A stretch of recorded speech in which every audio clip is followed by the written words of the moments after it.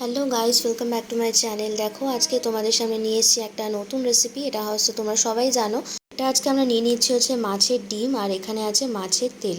আমরা আজকে এই রেসিপিটা রান্না করছি, আমার মা রান্না করছে রেসিপিটা। তার জন্য দেখো এখানে নিয়ে নিচ্ছি গার্লিক পেস্ট, মানে রসুন থেতো করে রাখা আছে, আদা বাটা আছে, পরিমাণ মতো লঙ্কা আছে, লঙ্কাটা তোমাদের পরিমাণ মতো ঝাল অনুযায়ী দেবে। আর হচ্ছে পেঁয়াজ, দুখানা পেঁয়াজ এরকম একদম চপড করে রাখা আছে, ফাইনলি চপড করা আছে। তারপর আমরা চলে যাব নেক্সট স্টেপে। আর এটা করার জন্য আমাদের লাগছে হচ্ছে বেসন। এখানে আমরা হচ্ছে ছোলার বেসন নিয়েছি। তারপরে দেখো এখানে এই যে মাছের ডিমটা আর তেলটা ছিল, এটা কিন্তু আমরা আগে থেকে ধুয়ে রেখেছিলাম। তার মধ্যে দিয়ে দিতে হবে একটা এরকম গোটা ডিম ফাটিয়ে, এরকম ডিম ফাটিয়ে আমরা দিয়ে দেবো। এবং সমস্ত উপকরণগুলো মানে হচ্ছে পেঁয়াজ, রসুন, আদা, কাঁচা লঙ্কা যেগুলো আগে কেটে রেখেছিলাম সেগুলোকে একেবারে একসাথে দিয়ে দিতে হবে। আর দিতে হবে পরিমাণ মতো নুন আর সামান্য হলুদ গুঁড়ো। এখানে হলুদটা একদমই সামান্য লাগে। তো এটা দিয়ে ভালো করে আমাদেরকে প্রথমে মেখে নিতে হবে। এখানে কিন্তু আমাদের মশলা বলতে এইগুলোই লাগছে, আমরা অন্য কোনো মশলা আর দিচ্ছি না। আর লঙ্কার পরিমাণটা তোমরা পছন্দ মতো এবং তোমাদের টেস্ট অনুযায়ী দিও। আর এখানে দিয়ে দেবো হচ্ছে বেসন। বেসনটা একেবারে কিন্তু বেশি করে দেওয়া যাবে না, অল্প অল্প করে দিয়ে বারবার দেখতে হবে, মাখতে হবে। আর আলাদা করে কিন্তু এখানে জলের কোনো প্রয়োজন হচ্ছে না, কারণ হচ্ছে আমরা এখানে ডিম দিয়েছি। আর এখানে কিন্তু তেল আর হচ্ছে মাছের ডিমের মধ্যে কিন্তু অলরেডি কিছুটা জলীয় ভাব থাকে, তো সেই কারণে কিন্তু আমাদের আলাদা করে জল দেওয়ার কোনো প্রয়োজন নেই। ডিমের মধ্যেই দিয়ে আমাদের এটা কিন্তু বেসনটা মাখা হয়ে যাবে। আর যেহেতু আমরা একটা গোটা ডিম দিয়েছিলাম, সেই জন্য বেসনটাও কিন্তু আমাদের পরিমাণ মতো দিতে হবে। আর বেসনটা একেবারে একদমই দেবেন না, তাহলে দেখবেন যে এটা শক্ত হয়ে যাচ্ছে, তখন কিন্তু এটা ঠিকঠাক হবে না।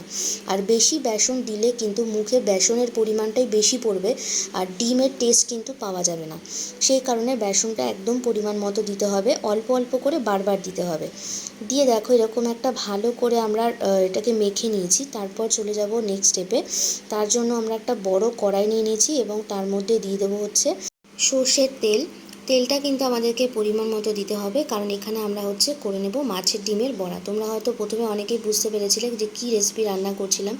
সো এই মাছের ডিমের বড়াটা কিন্তু এরকমভাবে যদি তোমরা বাড়িতে করো তাহলে কিন্তু খেতে খুবই টেস্টি হয়। ন্যাচারালি মাছের ডিম, আমরা শুধু মাছের ডিম যেহেতু, সেই কারণে কিন্তু আমরা শুধু ডিমটাকেই রান্না করি, আলাদা করে এক্সট্রা মুরগির ডিম আমরা দিই না। কিন্তু যদি এরকমভাবে দেওয়া হয় তাহলে কিন্তু এটার টেস্টটা একদমই পাল্টে যায় আর দারুণ লাগে খেতে। আর গরম ভাতে তো এইটাকে একদম জমে যায়। আর এই ডিমগুলোকে একদম প্রথমে হাই হিটে ভালো করে তেলটা গরম করে নিতে হবে, তারপরে কিন্তু ডিমগুলোকে দিয়ে ভালো করে আমাদেরকে বড়া মতো করে ভেজে নিতে হবে। আমি এখানে চ্যাপটা চ্যাপটা মা এখানে করছিল মাছের ডিমের বড়াটাকে। তোমরা চাইলে কিন্তু গোল গোলও করতে পারো, বাট গোল করার জন্য কিন্তু তখন বেসনের পরিমাণটা একটু বেশি লাগবে। তো সেই জন্য বেসনের পরিমাণটা যদি কম রেখে করতে চাও তাহলে কিন্তু এরকম চ্যাপটাই হবে। এটা কিন্তু ভালো করে ভাজা হয় আর খেতেও খুবই টেস্টি হয়। আর যদি বেশি বড় বড় করে ফেলো বা বেশি গোল গোল করে ফেলো তাহলে কিন্তু ভেতরটা একটু কাঁচা কাঁচা থেকে যায়, তখন কিন্তু খেতে ঠিকঠাক লাগে না।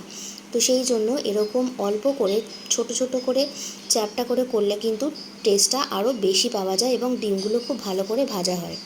সো বন্ধুরা, আজকের এই রেসিপিটা তোমাদের কেমন লাগলো তোমরা কিন্তু অবশ্যই আমাকে কমেন্ট করে জানাবে।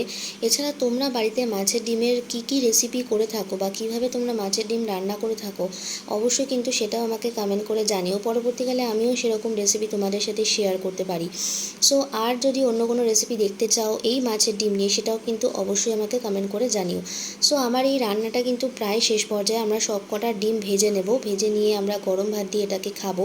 সো আমাদের সেইটা তোমাদেরকে দেখানো হয়নি যে আমরা গরম ভাতে খাচ্ছিলাম, জাস্ট ডিম ভাজাটাই তোমাদের সাথে শেয়ার করেছি।